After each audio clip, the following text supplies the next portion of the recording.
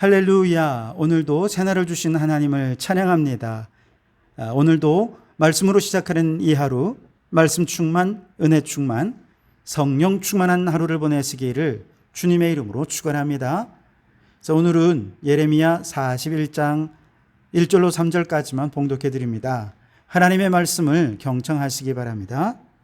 일곱째 달에 왕의 종친 엘리사마의 손자요 느다냐의 아들로서 왕의 장관인 이스마엘이 10사람과 함께 미스바로 가서 아히감의 아들 그다랴에게 이르러 미스바에서 함께 떡을 먹다가 느다냐의 아들 이스마엘과 그와 함께 있던 10사람이 일어나서 바벨론의 왕의 그 땅을 위임했던 사반의 손자 아히감의 아들 그다랴를 칼로 쳐 죽였고 이스마엘이 또 미스바에서 그다랴와 함께 있던 모든 유다 사람과 거기에 있는 갈대아 군사를 죽였더라.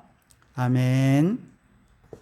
오늘도 이 말씀을 통해 우리에게 주시는 하나님의 음성을 듣게 되길 바랍니다.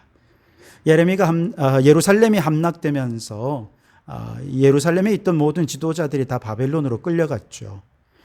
지도자가 비어있던 이 유다에 바벨론 왕 느부갓네살은 그다랴를 총독으로 세우게 됩니다.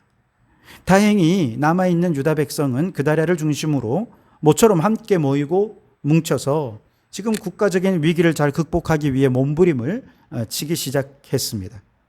그런데 그다랴는 왕족이 아닙니다. 그저 평범한 귀족 출신이었어요.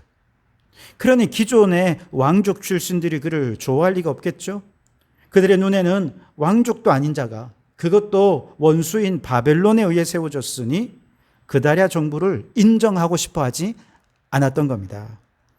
이런 왕족들의 움직임을 누가 주목해서 보고 있었냐면 바로 옆 나라인 암몬이란 나라가 주목해서 보았습니다.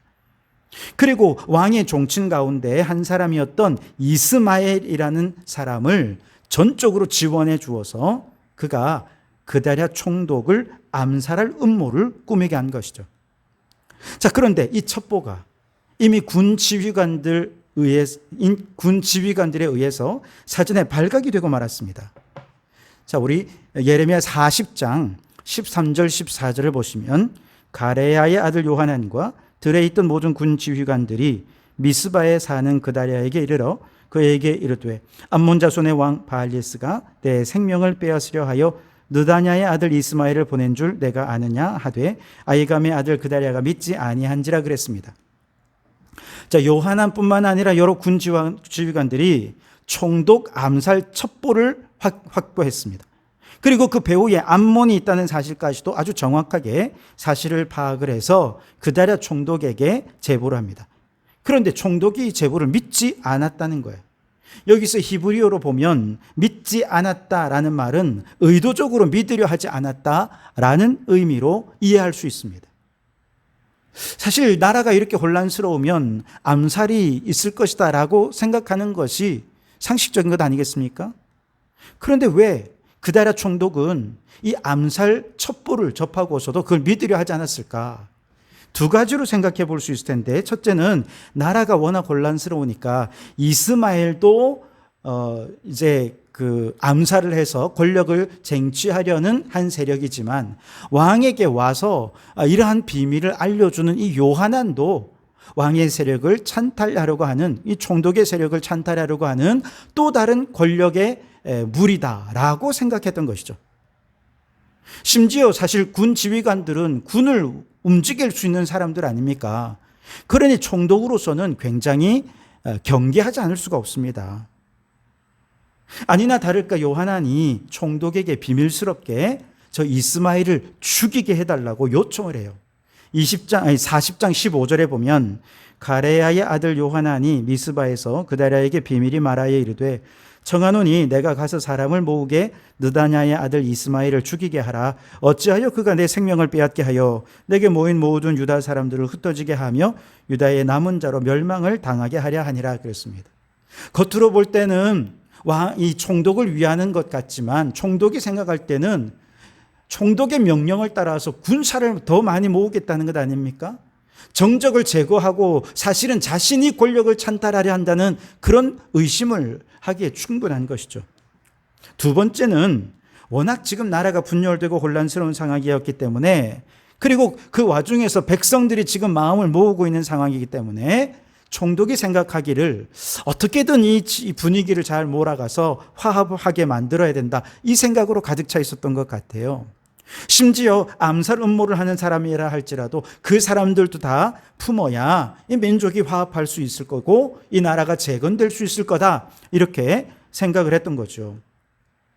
그렇죠. 나라를 재건하기 위해서는 자기 편에 선 사람들은 물론이고 반대편에 선 사람들도, 자신을 좋아하는 사람뿐만 아니라 자신을 싫어하는 사람들도 다 품어야 이게 지도자의 올바른 태도이겠죠.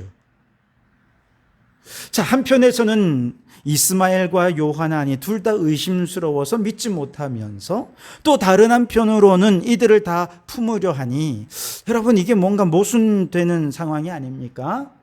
이 모순 속에서 총독 그다랴는 요하난이 암살 첩보를 대한 것에 대해서 이후에 아무런 조치를 취하지 않은 채 그만 시간이 흘러가 버리고 만 것이죠. 그러던 어느 날 이스마엘과 그다랴가 함께 떡을 먹으며 식사를 하던 중에 이스마엘과 함께 왔던 10사람이 함께 일어나서 그만 그다랴를 칼로 죽이고, 주변에 있던 바벨론의 군사들 또 유다의 측근들 다 죽이는 암살을 자행하고 말았습니다. 2절과 3절, 41장 2절과 3절에 보시면, 느다냐의 아들 이스마엘과 그와 함께 있던 10사람이 일어나서 바벨론의 왕의 그 땅을 위임했던 사반의 손자 아히감의 아들 그다랴를 칼로 쳐 죽였고, 이스마엘이 또 미스바에서 그다랴와 함께 있던 모든 유다 사람과 거기에 있는 갈대아 군사를 죽였더라 그랬습니다.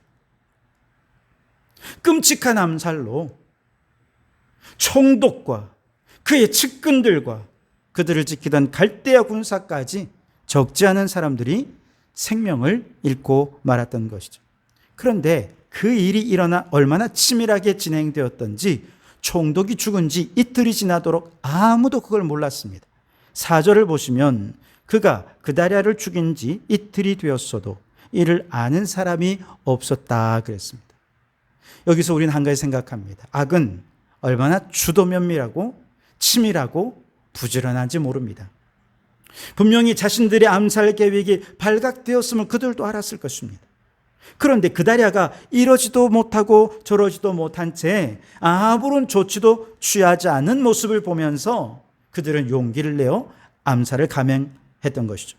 그리고 총독과 또 주변의 측근들과 바벨론 사람들까지 다 죽였는데도 이틀 동안이나 아무도 이걸 아는 사람이 없을 정도로 굉장히 치밀하고 주도 면밀하게 암살 작전을 진행했던 것이죠. 악한 자들은 이처럼 악을 행하기 위해 얼마나 부지런하고 주도 면밀하게 움직이는지요. 그렇다면 우리 믿음의 사람들의 선한 사역은 어떠해야 하겠습니까? 악한 자들보다 더 부지런해야 하지 않겠습니까? 악한 자들보다 더 주도 면밀하게 움직여야 저 마귀에게 주도권을 빼앗기지 않을 수 있지 않겠습니까? 그러니 여러분, 하나님 나라의 선한 사역을 마귀와의 영적 전쟁이라 생각하면서 우리 그들보다 한 발 앞서 더 부지런해야 되겠습니다. 그들보다 하나 더 생각하면서 주도 면밀하게 하나님 나라의 사역을 완수해가는 성도들이 되실 수 있기를 바랍니다. 자, 그런데 이렇게 총독과 측근들과 바벨론 사람들까지 죽인 이후에 죽이자마자 예상치 못한 일이 발생합니다. 예루살렘이 패망했다, 함락됐다 하는 소식을 듣고 안타까운 마음으로 세겜, 실로, 사마리아 등지에서 80여 명의 순례자들이 예루살렘 성전을 찾아서 순례길을 온 것입니다. 깜짝 놀란 이스마엘이 이대로 가다가는 총독이 죽은 게 금방 탄로나겠다 생각을 하고 미리 성 밖으로 나가서 그들을 먼저 만납니다. 그리고 거짓말로 둘러대어 그다랴 총독이 당신들을 만나고 싶어 하는데 그러려면 예루살렘으로 가지 말고 일단 미스바 성으로 갑시다 하고 그들을 미스바 성으로 강권하여 끌어넣습니다. 왜냐하면 총독을 암살한 것을 들키지 않기 위해 이들도 죽일 수밖에 없겠다라고 생각했기 때문이죠.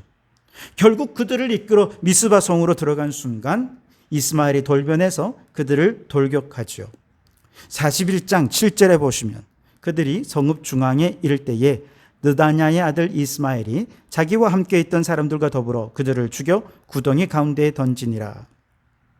여기서 우리는 악의 두 번째 특성을 볼 수 있는데요.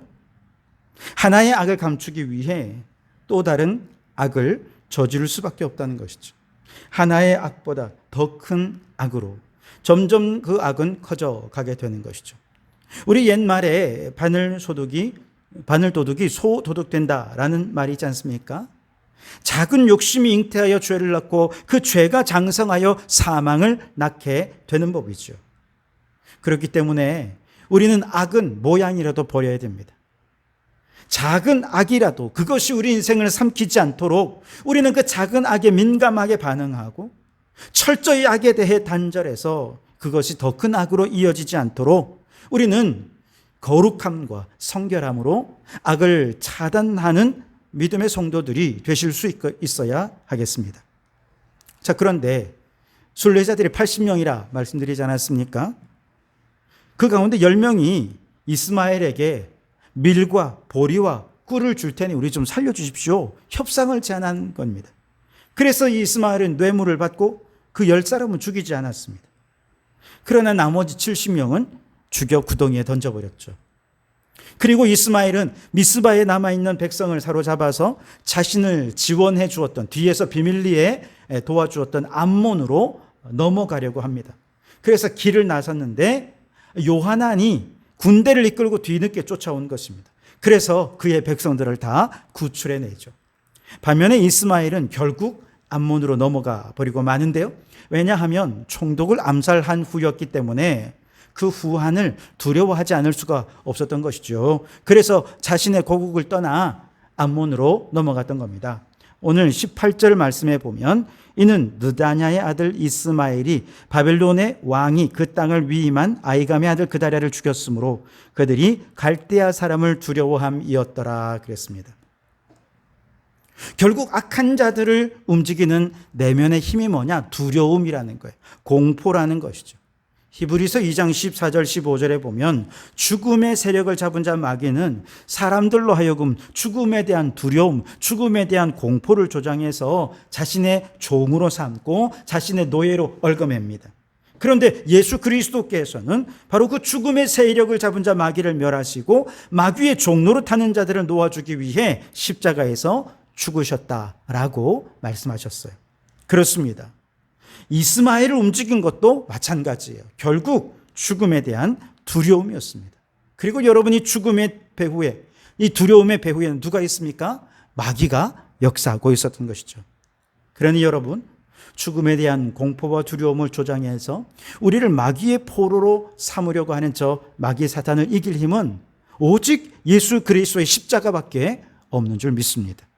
그러니 예수님의 십자가의 권세로 마귀를 이기시고 우리를 사고로 잡고 있는 모든 두려움과 공포를 예수의 이름으로 이기셔서 언제 어디서나 마귀와 싸워 승리하는 성도들이 되시기를 주님의 이름으로 축원합니다. 기도하겠습니다. 하나님, 오늘 악의 실체에 대해 깨우쳐 주시니 감사합니다.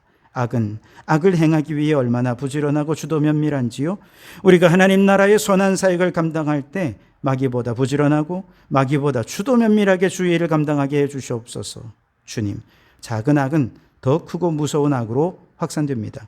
그러니 주님, 우리는 작은 죄악에도 민감한 자가 되게 하시고 악은 모양이라도 버리게 해 주시옵소서. 결국 마귀는 공포와 두려움으로 사람을 포로로 삼습니다. 그러나 공포와 두려움을 이기는 유일한 능력은 십자가밖에 없으니 십자가로 마귀를 이기고 모든 공포를 물리치는 믿음의 승리자로 살게 해 주시옵소서. 예수님 이름으로 기도하옵나이다. 아멘.